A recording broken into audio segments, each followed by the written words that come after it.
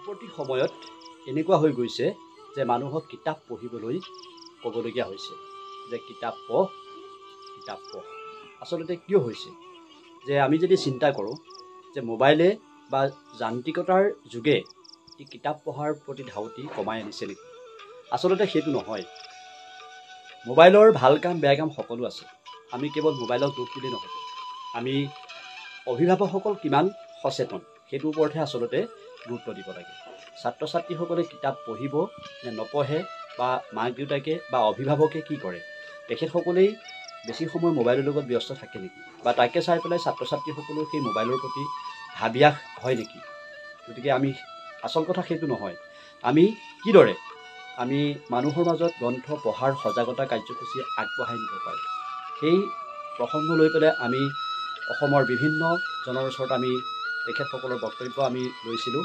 আৰু আমি পোনপ্ৰথমে আমি এই গ্ৰন্থ পঢ়ক আৰু পঢ়ক সজাগতা কাৰ্যসূচীৰ এজন সচেতন ব্যক্তি হিচাপে আমি পোনপ্ৰথমে আমি লগ কৰিম এজন গ্ৰন্থ বিক্ৰেতা, গ্ৰন্থ প্ৰকাশক, এজন বিশিষ্ট ব্যৱসায়ী সমাজকৰ্মী নিৰুৎসাহ কাকতি।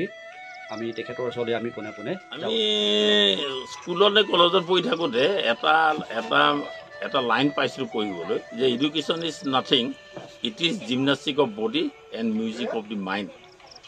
অৰ্থাৎ পঢ়াটোৱে আমাক কি কৰে যে আমি যেনেকৈ গান শুনিলে আমাৰ যেনেকৈ বৰ যদি আমাৰ মন যদি বৰ মানে বেয়া লাগে উগুল ঢুগুল যদি লাগি থাকে, তেতিয়াহ'লে আমাৰ গান শুনিলে যেনেকৈ মনটো আমাৰ ভাল লাগি যায়, ঠিক এখন ভাল কিতাপ এখন পঢ়িলেও আমাৰ মনটো সদায় ভাল লাগি যায়। লগতে জিমনাষ্টিকে যেনেকৈ আমাৰ শৰীৰটো সুস্থ কৰি থকাত, ফিট হৈ থকাত আমাক সহায় কৰে, যেনেকৈ শিক্ষায়ো আমাক এই ধৰণে আমাক সহায় কৰে। বৰ্তমান আমি দেখিছোঁ যে সমাজত যিটো কয় যে যিটো আমি আনৰেষ্ট, কোনো ল'ৰা ছোৱালী বা মাক বাপেকৰ কোনো এটা হৈ গ'ল কি হৈ গ'ল ধৈৰ্য কৰিবলৈ নাই।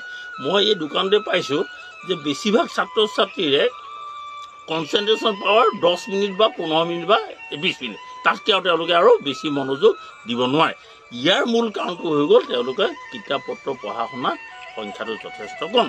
আৰু আপুনি যেতিয়া মানসিক হিচাপে আনৰেষ্ট হৈ যাব, তেতিয়া আপোনাৰ কিন্তু জীৱনটো বৰ সুখৰ বা শান্তি নহ'ব।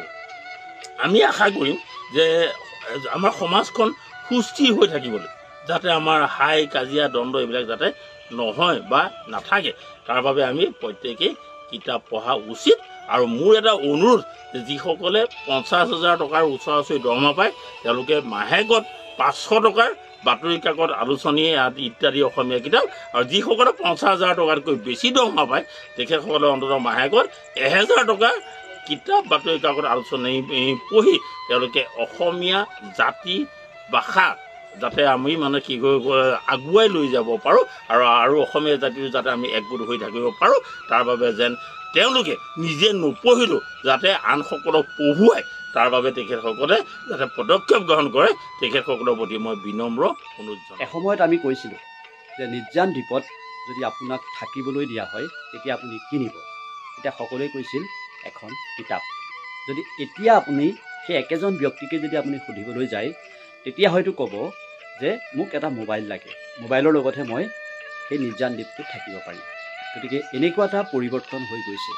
এই পৰিৱৰ্তনৰ সময়ত আমি গ্ৰন্থ পঢ়াৰ যি সজাগ আৰু সচেতনতা কাৰ্যসূচী হাতত লৈছোঁ, এই কাৰ্যসূচীৰ আমি যিদৰে ৰূপায়ণ কৰিছোঁ, সেই ৰূপায়ণ কৰাৰ কথা ক'বৰ বাবে আমি পোনে পোনে যাম আমি এজন বিশিষ্ট অভিনেতা, কৌতুক অভিনেতা পবিত্ৰ বৰুৱাৰ ওচৰত।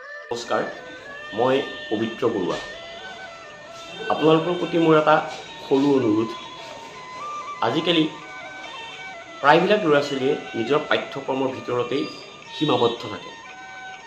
অভিভাৱকসকলক এটা কথাই মই জনাব বিচাৰিছোঁ যে শিশুসকলৰ মানসিক আৰু বৌদ্ধিক বিকাশৰ অৰ্থে নিজৰ পাঠ্যপুথিৰ উপৰিও অন্যান্য বাহিৰা কিতাপ, যেনে ধৰক একোখনকৈ আলোচনী, গল্প পুথি বা সাধাৰণ জ্ঞানৰ পুথি, এইসমূহ পঢ়াত আপোনালোকে অকণমান সুবিধা দিয়ক, যাতে আপোনাৰ শিশুটি সমাজত এক ভাল ধৰণে প্ৰতিষ্ঠা হ'ব পাৰে, যাতে তাৰ জ্ঞানৰ উৎকৰ্ষ যাতে সাধন হয়। সেয়েহে প্ৰতি মাহতে পাঠ্যপুথিৰ উপৰিও অন্যান্য কিতাপ সংগ্ৰহ কৰি শিশুসকলক মানসিক আৰু বৌদ্ধিক বিকাশৰ ক্ষেত্ৰত উন্নত হোৱাৰ ক্ষেত্ৰত আপোনালোকে অগ্ৰণী ভূমিকা গ্ৰহণ কৰক।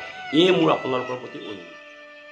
সচেতন ব্যক্তিসকল সদায় সচেতন, কি কিতাপ পঢ়া, কি কিতাপ লেখা, কি কিতাপ বিক্ৰী কৰা বা কাৰোবাক পঢ়িবলৈ আহুপুৰ স্বাৰ্থ চেষ্টা কৰা।